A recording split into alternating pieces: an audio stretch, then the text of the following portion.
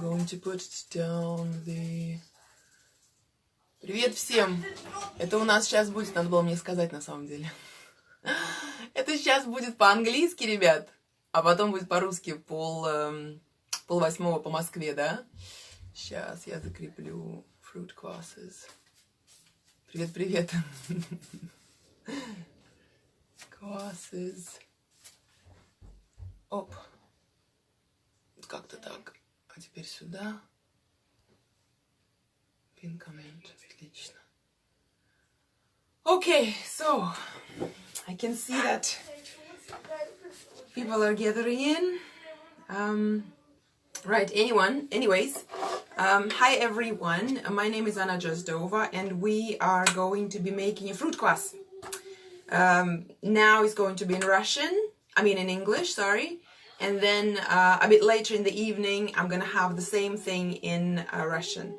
Да, так что, ребят, у нас будет по-русски немножко позже вечером. Сейчас пока по-английски. Да. Right, so, for people who are joining in, welcome. And for ones that are going to watch this in recording, because the recording is going to be available for 24 hours as usual. And also, I'm going to load that, upload that into my YouTube channel. The link you can find in my bio. Right, so, fruit kvass season, drinks season of fruit, veg, and wonderful herbs and whatnot, yeah? So we are starting it with drinks. Before, a few weeks ago, we have done the challenge and started drinking and drank for 10 days beetroot kvass. So with that, we sort of opened up we fertilized a little bit the ground of our gut, yeah, to prepare ourselves for things to come. And what's coming is today we're going to continue our friendship with our gut, good gut health, good gut bacteria, and we are going to prepare the fruit kvass. And each of you, I'm going to make one with my fruit and veg, and you are going to do one with your fruit, well, not fruit and veg, but mostly fruit, can do veg as well. Fruit, berries, and maybe some herbs, maybe some spices. We're going to discuss the options, what you can do, right? So, if somebody doesn't know me, my name is Anna Drozdova, and I'm a fermentation specialist. I basically take your hand and lead you into the magical world of bacteria, yeasts, and other microorganisms and fermentation, yeah, because I truly believe that it is magical, yeah. So basically, I don't just teach recipes, I more inspire and give ideas on what to do, how to, and give basic principles of fermentation so you can use that and apply that into your daily life and use that for anything you think might sound good, might taste good, yeah. So you just apply those principles and you ferment anything, basically. I do run for more than 5 years now. My courses offline live in North London and surrounding area, and I'm just starting to gather people for my online mini course. Well, a few courses really, but one that is really gaining is the one for classic lactic fermentation, where we talk about kimchi, cabbage, sauerkraut, and fermented lemons and other things, yeah. Some vegetables in brine. So let's discuss a little bit why are we not just eating those fruit and berries just as they are? Why do we need to ferment them? Well, fruit and berries are packed with micronutrients, with vitamins, minerals, and other things, yeah, including bacteria, of course, and other microorganisms. And they're all amazing and good, but they don't stay for too long, yeah. Well, some of them do, but not all of them. And as plus, most of them, especially fruit, especially sweet fruit, have quite a lot of sugar, yeah. And what happens when you ferment the sugar is that the magical bacteria, they start pre-digesting, breaking down the carbohydrates and the sugars into the smaller particles that are much easier to digest, more bioavailable. Yeah, so your body uses much less energy to digest that food. Plus, you good infusion of probiotic bacteria, which is really good for your gut health. Yeah. Plus, all those micronutrients are very easily available for you when you ingest that sort of food, hygienic. And also,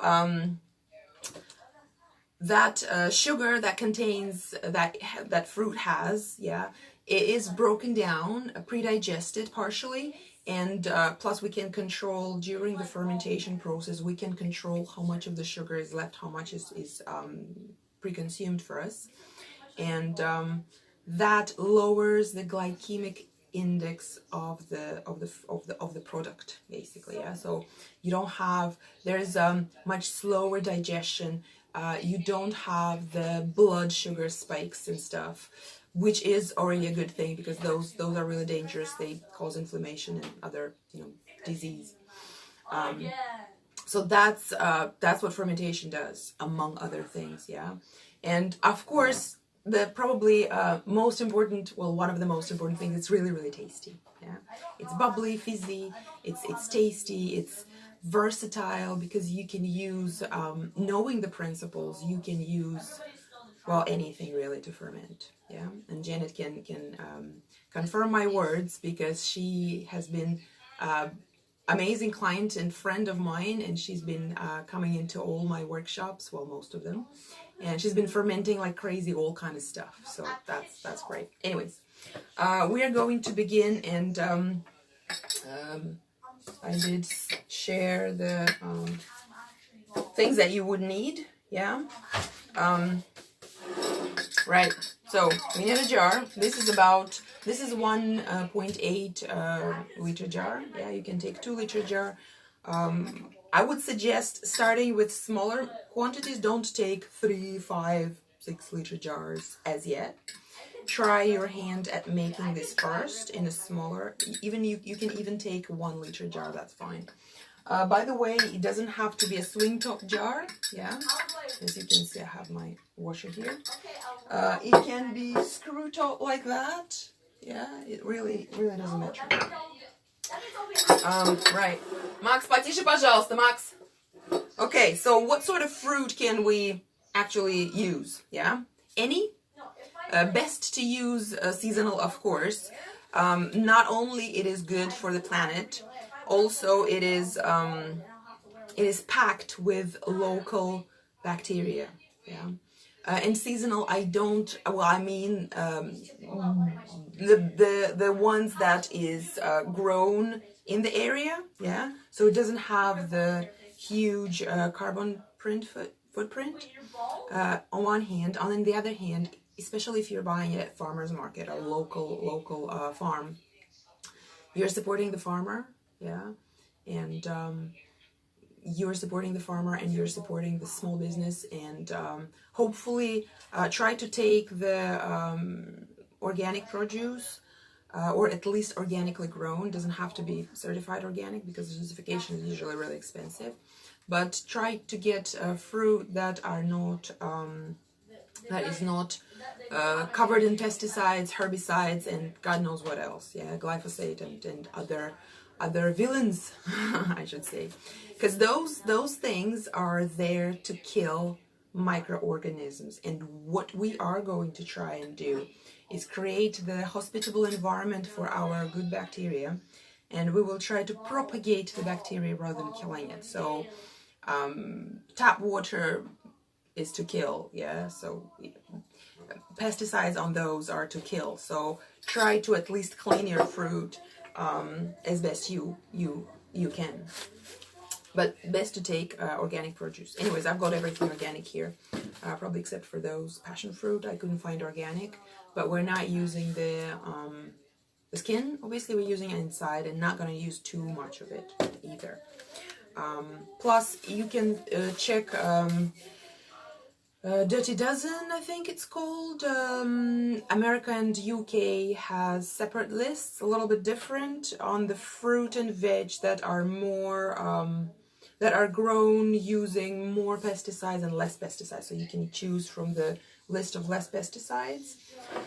For example, strawberries and apples in UK, if they are not organic, they're laden with chemicals, so they are literally dangerous to eat. So I try to get those only organic ever. Right. I've got some, right. So any fruit, yeah, seasonal, hopefully. By the way, guys, if you have got any questions or anything like that, do ask me on the way. Hi, по-русски будет вечерочком, да? So I got some ginger root as well. I've got some physalis, yeah, that sort of thing. I don't think it grows, well, it grows some regions, some they don't, so I don't know. I've got some apples, some oranges, can be tangerines as well, can be lemons, can be limes as well, to just include a little bit of tang. Passion fruit, I have some strawberries, other berries like wild strawberries, blueberries, what else is now, raspberries, blackberries. In some regions they might already be growing. Those are amazing as well, yeah, so they will add into the color of the ferment of the drink. They will add into the nutritional profile, because any new any additional fruit ingredient, organic ingredient you include into the ferment will add into the, because each has its own nutritional profile, obviously, yeah, this one has its own combination of nutrients, vitamins, minerals. The same with the orange, has separate ones as well, different ones as well.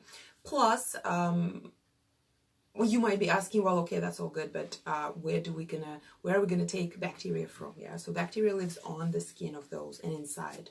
So not only nutritionally we are going to enrich our product, our ferment, but also we are going to enrich it bacterially as well. Bacterial profile is going to be enhanced as well. Yeah, so it's all good. You can use either singular fruit or berry. You can combine 2, 3, 4. It really depends on your creativity, yeah, and what you think is a good combination in your head. So if you've ever done a smoothie or maybe a juice out of different fruit, so you have an idea what sort of combination you like, yeah. Right. One word of sort of caution is that the sweeter and softer the fruit is, the faster the fermentation will go, and more likely it will it is to get too sour, yeah, to over ferment a little bit. So I'm going to give you instructions how to avoid that. But when you have very soft, for example, like sweet mango, yeah, or very sweet, what else is soft and sweet, kiwi, yeah. Also, then it might, especially if you have hard fruit like apple and soft fruit like mango, they together, the mango might start fermenting a bit too quick, yeah, adding those microorganisms and yeasts as well, yeah, good yeasts, not to be scared about the word yeast. Those are good yeasts that add to the good balance into in your gut, yeah. So mind you that good idea to start watching your ferment quite, generally the fermentation is not going to go for too long, yeah, it's quite a short fermentation, a few days, as soon as you see bubbles, but if you have very soft fruit, watch out for the fermentation to go really fast. So you need to be tasting. Basically, it's all fun. It's tasting something tasty and nice. So that's all good. Yeah. So we're going to be tasting very often. I'll try to cover that in stories as well. Right. Good idea. Another important thing before we start chopping things. Get I already said organic, good quality fruit. Also get it ripe, sweet, not too overripe, because when it goes like with brown patches, that might attract unwanted microorganisms. Yeah, because fermentation and rot is essentially two similar processes, but involving different microorganisms. So the microorganisms that are involved in rot, we don't need in fermentation. Yeah, so mind you, if you have brown patches already going kind of like wilting, don't use that fruit. Yeah, there's something else you can use that for, but don't use it for this. Right, so let's get chopping. Yeah, so that's the fruit. We are going to use a sweetener. We're going to use filtered water. I've got my own filtered water filter. And I don't mean, by filter, I don't mean Brita, because Brita doesn't filter much, doesn't filter important things. So you would need some good filtered water, yeah, the drinking water. Try not to, if tap water is the only thing that's available to you, try to dechlorinate it, yeah, by leaving it out overnight or something, because chlorine is added as gas, so potentially it evaporates, yeah, right. So sweetener can be anything really, yeah. I would probably suggest not to use, especially when you're starting out. If you are avid fermenter and you're already doing things and you know how to, then you can use alternative sugars like xylitol and try to use them along with fruit, yeah. Xylitol and stevia. Why that is? Because stevia and xylitol, they do not have carbohydrates for bacteria to consume, yeah. They don't have food for bacteria. But as we already have fruit along with that, that might work. But if you're just starting out and trying out your hand at fermentation, I would suggest not to use those. Yeah. So I usually use something like this. I prefer this cane sugar. Yeah, cane sugar. Can be dark muscovado. It adds, mind you, the darker the sugar, the more flavor it will add, and the color as well. Yeah, it was a very specific taste as well. Can you use molasses sugar? Yeah, it's sort of like, it looks like this dark, let me do it like this, dark, thick sort of piece of sweet stuff. It's really tasty, by the way, just like that. You can use fancy sugar like coconut sugar, yeah, quite expensive thing, but you can use that. I'm going to use this. Yeah. I already have it in my my jars here. It sort of looks like this, yeah. Right. So I am also going to use, you can use different herbs like mint, for example. You can use rosemary. You can use amazing thyme. There are, I think, well, I don't know, more than 4 variations of thyme. They're all very interesting. They add really interesting flavor and smell as well, and obviously a nutritional profile. Yeah, mint the same. Quite a few variations there as well. Lemon balm and stuff. So do use them. Maybe a combination of them. Maybe even a tarragon. Up to you. Up to your liking. Yeah. I'm going to also use a little bit of ginger root just to add the thing. Yeah. Right, okay, let's start chopping. Good idea to have this, the kitchen scale, but to be honest with you, it's not essential in this, yeah? We are going to be basing our ferment on the taste buds more than anything else, more than formulas. I don't really like, to be honest with you, personally, I don't really like formulas and kind of like amounts, because we all have different taste buds. You might be, you know, winning yourself off the sugar lately, and you are happy and comfortable with much less sugar than, for example, I am. Yeah, someone else needs a little bit more. So it's all very individual. So that's how we're going to create, you are each going to create individual recipe of your own, based on the sort of structure, guidelines that I'm going to give you today. Yeah. So this is clean, sterilize if you will. Yeah. Where's my thing? Yeah, don't need the thing. So for the first few days, we're not going to need airtight. So I'm going to use it like this so it doesn't get lost. Yeah. And mine is ready.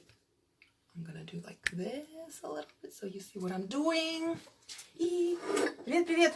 Вечером будет по-русски. Приходите. Будет весело, будет лучше по-английски. Right. So by the way, next week we are having green cleaning live stream. Yeah, and we're going to discuss lots of hopefully useful things about green cleaning, and one of them will be about wood chopping boards. Yeah, I'm going to touch upon this topic. Yeah, so right, knife. This I already cleaned my wash your vegetables, obviously. Yeah. So I'm going to start with apples. By the way, I'm going to take a bowl for scraps. Right. How small or how large you chop your vegetables is up to you. Mind you that the smaller you chop them, the faster the fermentation will go. Try to chop all the vegetables sort of same size-ish, yeah? So they all go through sort of the same time of fermentation, yeah? So I'm going to just, I'll show you how I'm going to do this. I'm going to do too small, something like this. Yeah? Again, it can be smaller, it can be bigger. You can blend all that as well. That will be really fast fermentation, and this is probably going to be more as a smoothie because it will be quite hard to sieve that through, yeah, to get those bits and pieces out. So, but you can do that, yeah. I mean, in fermentation, just like in cooking, literally anything is possible, yeah. So what I'm usually trying to do at my workshops is open up your mind and tell you that knowing the principles, the world is your oyster. So you can just go really nuts and start just crazily doing stuff. Can I do only pineapple? Yes. Pineapple is amazing on its own, yeah. Pineapple and apple are really good together as well. So really and truly any combination. I would suggest leaving pineapple skin aside and not throwing it away. Yeah. Or better yet, use the pineapple flesh for something else. Yeah. And use the skin for this. So it's zero waste ferment as well, yeah. So I would suggest that because skin. Actually, there's a Mexican drink, tepache, that is based on skin of the pineapple, yeah. Right. So I'm going to take. Basically, what we're trying to do is we are filling up around a third of this, yeah.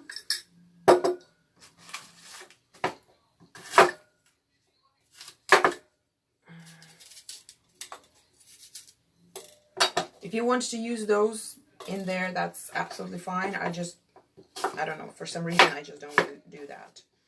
By the way, from scraps of not only apples but other things, from basically scraps, you can make some other ferments as well, including scraps vinegar and including enzyme cleaner, the one that we are going to, remember the all-purpose enzyme cleaner that I promised some time ago? I've been holding off that recipe because Next week, I'm going to release the recipe, and we are going to discuss that recipe in our green cleaning live stream. Yeah. So we are filling up like 1/3. About, yeah. If it's a little bit more, that's fine. Try not to be too greedy and fill up the like more than half, because it will be very enriched drink, but it will be you will gonna have very little amount of drink basically, yeah, because it will be all scraps. I'm going to use 3 apples here.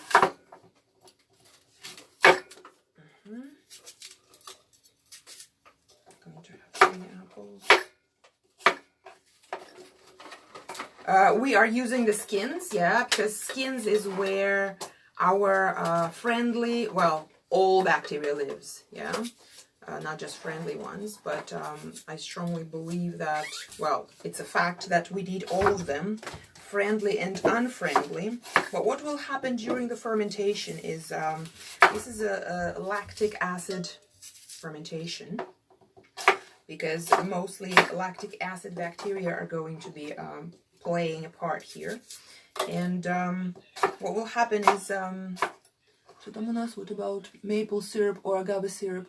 Instead of, yes, can use that, definitely. Здравствуйте, девушки мои хорошие. Вечером будет по-русски. Так что приходите вечером, будет, кстати, интересней, наверное. Не знаю, может так же будет. Ой, я сюда кинула, да? Right, so, yes, agave syrup and maple syrup can be used as well. Again, with different sweeteners, the fermentation will go differently. Yeah. Right. So I'm done with my apples. Yeah. And you can just leave apples and that's it. It's really very tasty, anyways. Going to probably use 1 orange with the skin. I'm going to use. Yeah. Mind you that skin has essential oils and adds specific flavor. Yeah. So if you don't really like, and a little bit might add a little bit of hint of bitterness. So if you don't really like that, clean the skin. Again, don't throw it away, because next week we are going to talk about that same enzyme cleaner, and that's what we're going to be using among other things. Yeah. Okay, so I'm chopping it sort of the same way. Probably going to use half of it. And again, how much of everything to use? Yeah. Да-да-да. Приходите, приходите вечерочком, девочки. How much of everything to use, let me move this away, is up to you. Use your gut feeling. Like, oh, okay, yeah, I think a little bit more. Oh, no, that's a bit too much. You take it out and you eat that, for example, or give it to a child. Yeah.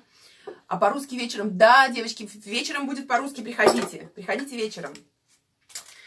Будет интересно, обещаю. У меня будет еще полно сил, так что давайте. Right, so, yeah, use your eye, how to determine how much you need. I'm going to probably add a little bit more. And depending on how many of different fruit you're going to use, yeah, start with just a little bit. A little bit of that, a little bit of this. It's easier to add than when you already filled up everything with the apple and you're like, okay, well, I wanted this and there's no space. Yeah, or there is space, but it will be too little drink in the end. So try to avoid that. I'm going to later eat that. Right. I'm going to add a few strawberries because they are going to add to the color. Actually, if you don't have or don't want to add anything like that for the color, but you want the color, yeah, I don't know, you don't have strawberries, for example, you don't have anything red, then you can use a tiny bit of beetroot. Yeah, it's not going to have enough, basically like a slice of beetroot. So there's enough color, but not enough change of in the taste. Yeah, so you don't want beetroot in your fruit kvass, really. I mean, again, go with your taste buds. Some people love that. For example, half beetroot, half apple. I don't see why not. Yeah, and maybe some rosemary or something else. Yeah, I mean, as you go, imagine things and create things as you go. Add things up. Obviously, if you like the combination, very, very, very good idea to write that down, because I've got lots of combinations in here in my head, but you know, some of them get lost in there, and I try to write things down, but not always, because sometimes it's just inspiration, just start throwing things in, just, you know, and I'm like, later after a few weeks when we finish the, you know, ferment, whatever it is, we're like, oh God, that was so amazing. How did I make that? No idea.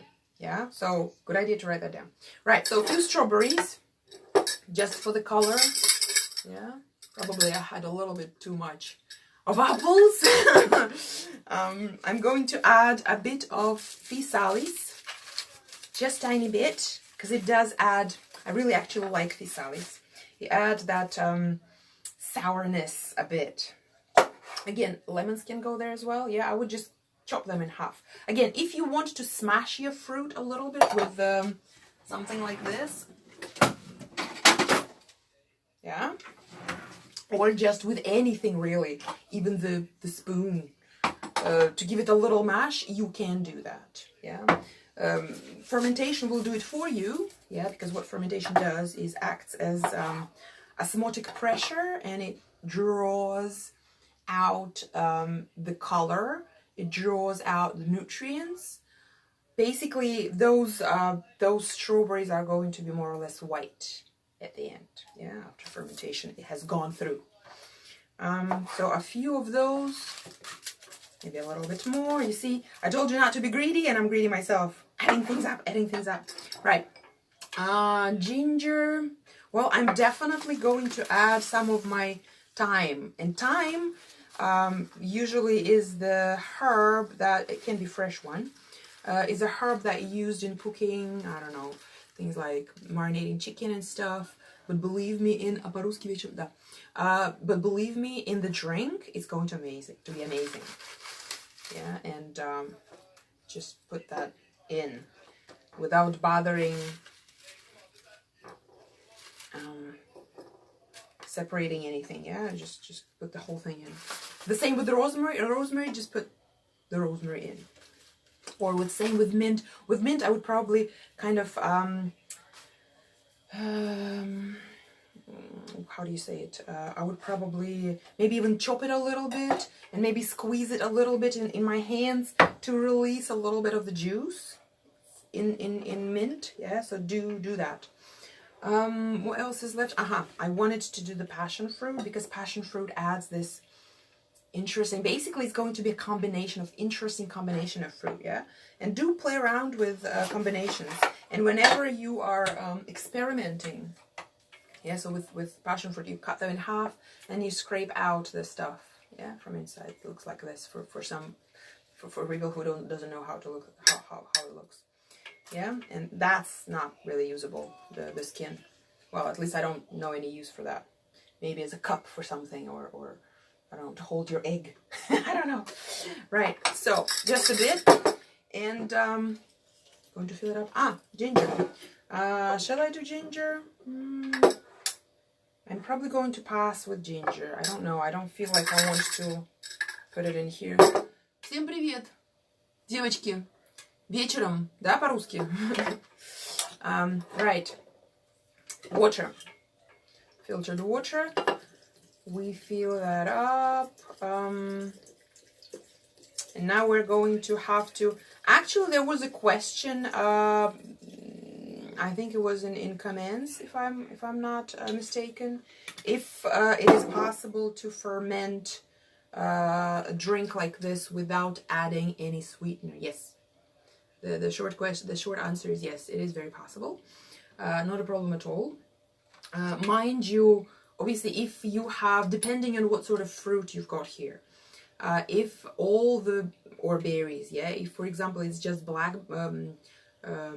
blueberries, yeah, they basically the fruit or the berry that doesn't have much natural sugar in it, I would suggest adding a little bit for the bacteria to eat on something, yeah. But generally, yes, you can, especially if it's a very sweet fruit. Like this combination can ferment quite easily and quite well without any sugar. Mind you, any sweetener. Mind you that, it's a bit more water. A bit later. Mind you that this might, where's my spoon? What did I want to say? I can't remember now. By the way, we're going to add a little bit of sweetener now, and then fill up with more water if we need to. Yeah, and as you can see, I was a little bit greedy and add a bit much, yeah, of the fruit. But that's not actually bad. It's just ooh. Anyways, I usually measure about this 1.8 jar, and I usually use around the cane sugar, yeah, the light stuff that I showed you. I usually use around, let me do around 80. Yeah. I can use honey as well. Yeah, I didn't show you honey, but yes, you can use honey. I'm going to use 80. And the sweeter the fruit combination, the less sugar you're going to need. Yeah, as well. That's why I never go by the recipe. Add a bit. For example, the recipe calls for, I don't know, 130 grams of sweetener, for example. Add 90, mix it up, stir it well, dissolve that sugar, taste it. If it's already too sweet, that's, you know, don't add any more. So basically when you taste it, I'm going to add 90. You can control the amount of that sugar later in fermentation, but that also can add a bit to the more sourness. So it's better to use adequate amount of sugar from the start. Yeah, the adequate amount of sugar for you. So basically now we're going to spend some time trying to dissolving. Put this away so you can see what I'm doing. Dissolving the sugar, and then we're going to taste this. Yeah, and as I can see, I need a bit more water from my magical, thank you, Janet, from my magical, so we're not filling the jar with water up to the brim. Yeah, we are leaving from the brim, we are leaving around 2 centimeters, 1 inch. Yeah, about. This is not sauerkraut, so it's not going to be as active surface activity. Yeah, fermentation is not going to be, I mean, it is going to be surface activity. It is going to be bubbles, and in this case, probably a little bit, not that much foam, yeah, if any. But not as much, for example, as sauerkraut. Nothing is going to go up or down, so it's going to be more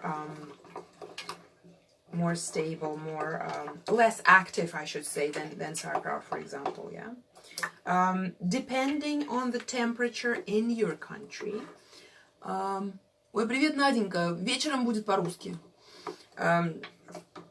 Depending on the temperature in your country, yeah, wherever you are, the warmer it is, the faster the fermentation will go. Yeah, and we are going to leave this. I'm trying to dissolve. One way to check. I think my sugar is, yeah, good. I'm going to taste this now. Take something else to taste it. Well, very nice. Actually, this is really nice. I'm going to probably not add anything else. So I added to mine 90 grams of sugar. For some people, this will be way too much. So go, я тренирую английский. Молодец. So go ahead and add and start with maybe 50 grams. If it's honey that you're using, you would need a little bit less because honey is more sweet. Yeah.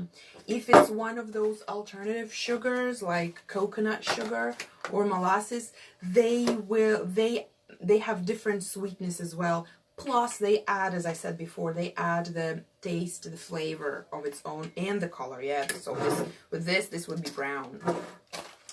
So mind that. Yeah. So always always, whenever, just like with cooking, whenever you are fermenting anything, always taste. Taste on day 0 when you're mixing things up. Even if you're making sauerkraut, yeah? Just taste that cabbage. That's not sauerkraut yet. Okay, so I really like that. By the way, this can be a metal spoon. That's not a problem. Yeah, nothing. That's not a problem at all. It doesn't matter. I'm going to add a bit more water, just tiny bit. Right. So, in lactic fermentation, 3 important factors. Well, actually 4, but let's discuss 3. So one of them is temperature. Yeah. The ideal temperature for this sort of ferment is between 18 degrees in Celsius up to 24, 25. Yeah. Doesn't mean that if the weather is really warm and it's more than 25 plus, it's going to be a problem. No, what will happen is that it will ferment much faster. So every day you're going to have to taste and look at your ferment and check it. Yeah. Just looking at the time. If it's very cold, that might be a problem because the wrong type of bacteria might start proliferating and your ferment might not go the desired way, basically. Yeah, so I would say try to create, but usually it's not colder than 18 degrees in any house. Well, obviously I understand it can be different, but at the moment, well, northern hemisphere at least is summer, yeah. So if you're in Australia or New Zealand, it might be cold there. Well, even in some parts of Russia is really cold. So yeah. But anyways, in the house, it's usually about 18 degrees at least, yeah. Try to create the hospitable environment for our bacteria. The next thing important is ingredients, yeah, the amount of ingredients and the quality of ingredients. So if the ingredients are old, wilting, already rotting, that's not going to be a very successful ferment or tasty, yeah. So it's just going to continue rotting basically. Another thing that's important is the anaerobic environment for the bacteria. And anaerobic environment means that those guys should be under the liquid, yeah. What you can do is use something smaller in diameter and put that like this down, for example, yeah, to press that down. You can use, plus mind you, this is a few days ferment. It's not going to stay there for weeks. So that's, for a few days, this is fine, yeah. You can use toothpicks, yeah. There's this clever way of using toothpicks crisscross and like sticking them in and basically holding, or one of the apples you could have done, or one of the oranges, just a slice, and then put that slice on top and have those toothpicks pressing it down under liquid, yeah. You can use airlocked jars, special airlocked jars for this. If you don't have any of that, or any other weight you can use, yeah. If you don't want to bother with any of that, or you don't have any of that, or you just don't know what to do, what you can do is just leave it as is, yeah. And once a day, at least once a day, take your spoon or whatever, fork, and press everything down under brine. Basically, bathe the ingredients in brine, yeah. And even if at the rest of the, like during the time when it's just standing there, it's sticking out like this, that's okay, because this fermentation is quite fast, as I said, yeah. And if you have taken fresh fruit, it wouldn't have the opportunity to go wrong way, basically, yeah. And plus, you are washing that, bathing those ingredients in. Plus, this stirring, even if you can even stir like that, yeah. This stirring helps the fermentation to get the fermentation process going faster, because it redistributes those bacteria and food, yeah. So you can just once a day. Set yourself a reminder, for example, first thing in the morning when you're doing your stuff in the kitchen, yeah, prepping food or whatever. You can, just want to get up. You can just stir it once, making sure to just bathe everything like this in brine. And how we're going to do this is we're going to close this like this, yeah. The reason I'm not doing this, you can use this and have it airtight as well, yeah, not a problem. The reason I don't do that is when you, probably tomorrow not, but in few days, when you open this, it's going to spit into your face. So, because obviously one of the byproducts of bacteria is CO2, so they're going to collect in the jar, build up, and when you open it will just like this, yeah. It's not going to blow up or anything like that. At this stage, but it might spit. You just don't really. I don't know. I don't want that. I got spat into my face quite a few times by ferments, including kimchi. So I'm fine without that. So that's how I'm going to leave this. Good idea to put a label, stick a label or something like that, with a date when you made this and what it is, the combination. Yeah, because each of you will have their own combination, and I ask you to share your ferments, yeah, using the special hashtag that I created. I'm going to share that hashtag in stories as well again. I believe it was fruit Kvass season 2019. Yeah, Kvass. _season 2019. I believe that's how it was. Anyways, I'm going to share that in stories. Yeah, and by the way, for those who are watching it on YouTube already, after 24 hours has passed, because today is 15th, I believe, June 2019, you can use, I'm going to have the description of what to do if you want to share your things with me. Under the description, under the video in the description, yeah. Right, so we're going to leave this, yeah, that's how it looks. A bit more fruit than I wanted, but that's fine. We're going to leave this at room temperature without away from direct sun rays. Sunlight is fine, but direct sun rays, we don't want it in this fermentation, yeah? So basically I'm going to leave it together with the rest of my guys in there. Yeah, quite a few. And what we're going to do is tomorrow, each day, yeah, when you're passing by your ferment, you're going to look at it. Yeah, first of all, once a day, you're going to open this, stir it, push everything down. If you're using something like this, yeah, you can use a clean towel and just cover it, probably with some a rubber band, so that no bugs go in, no dust comes in, basically for that, yeah. Because now the season for fruit flies as well, not just fruit kvass, so yeah, you don't want those guys inside. So if you're using this, I would just say uncover and check for the bubbles. If it's like this much, yeah, you can see the liquid is right here. I would suggest putting it into a bowl or something like that, because that has a most probably it will overflow a little bit when the bubbles start forming, yeah, because bubbles is the first sign of fermentation. So basically what we're looking for is first signs of fermentation. Девочки, привет, вечером будет, да, по-русски? First sign of fermentation is bubbles, yeah, and that's what we're looking for. So when you see the sign, those bubbles, what you do is you start tasting this, yeah. You start tasting. What you're gonna have is it will still be, the sweetness is gonna go eventually away. There will be the sourness will step in, yeah.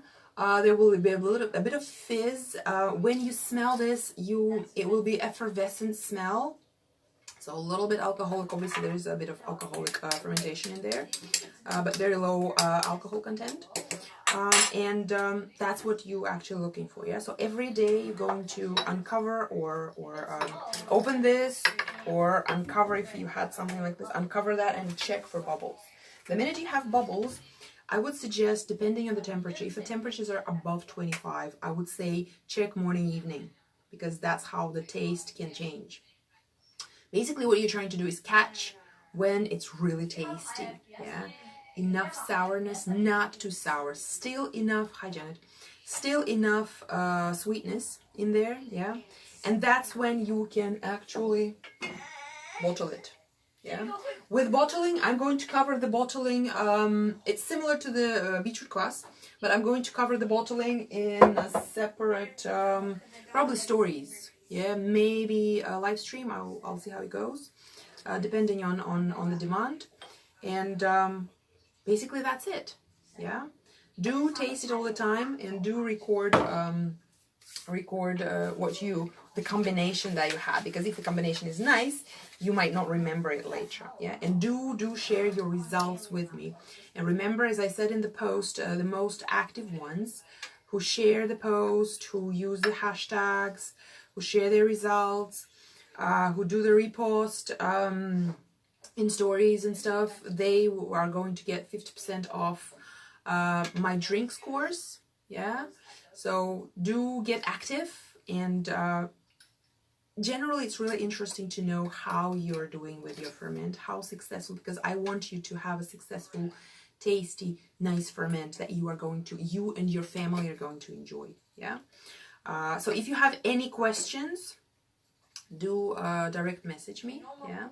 And I'm going to just cover those questions in stories, so everybody have a chance to learn this information, yeah? Right, so in direct message, share, probably I'm going to do the something in stories, yeah? So you share with me what sort of combinations you've got going. It's really interesting, yeah, because everyone has their own combination. Right, so let's share our results. Thank you very much for watching, and do drop me a line if you have any questions or want to share your story, yeah, with your ferment.